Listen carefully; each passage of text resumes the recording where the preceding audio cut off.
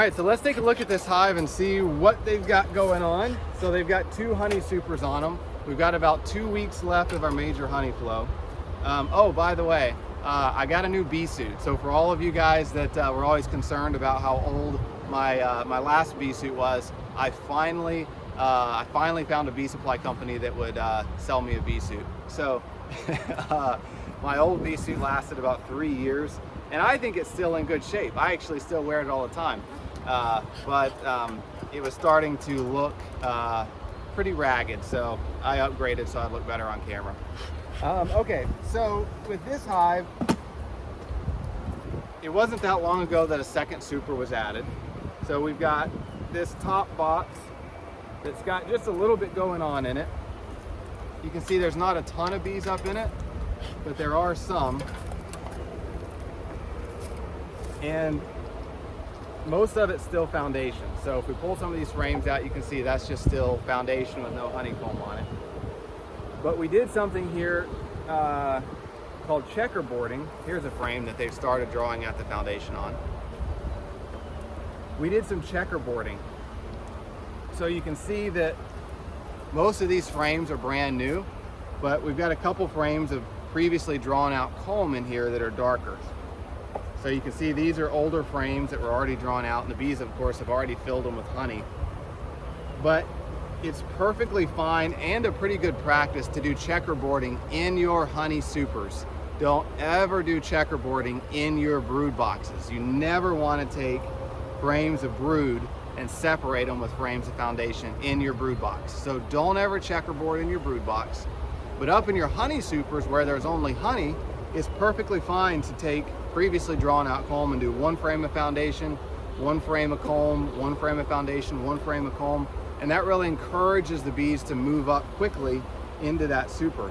So you can see we had a frame of previously drawn comb here, previously drawn comb here. Look at this frame of foundation in the middle. The bees have drawn it out very, very quickly. And if you look on either side of these frames of comb that we added, the bees have also started drawing out the foundation quickly on those. They're quicker to move up into those honey supers if you've got some previously drawn out frames sprinkled in with them. So it's a pretty good practice up in your honey super. Now, that second box was added because this first box was full. And really what we want to do is when any box is 80% full of bees or honey, it's time to add your second box. So this first box was 80% full, and so a second box was added. And so just to take a look at that, just beautiful. Completely capped, completely full of honey. So they've really completely filled up this this bottom box, which is why this new super was added about a week ago. So they've got, 30 to 40 pounds of honey stored in this first honey super. And then we've added a second one.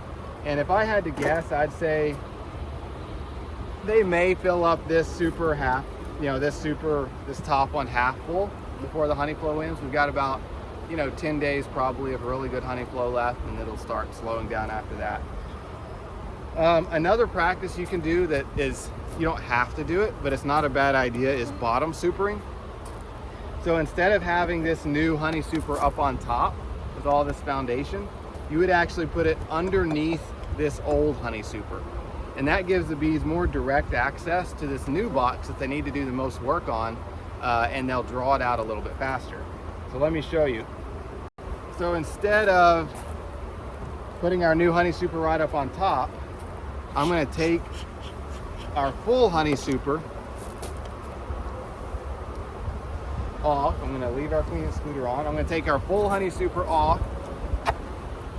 I'm going to take our new empty honey super, and I'm going to put it right above my queen excluder, right above my brood box.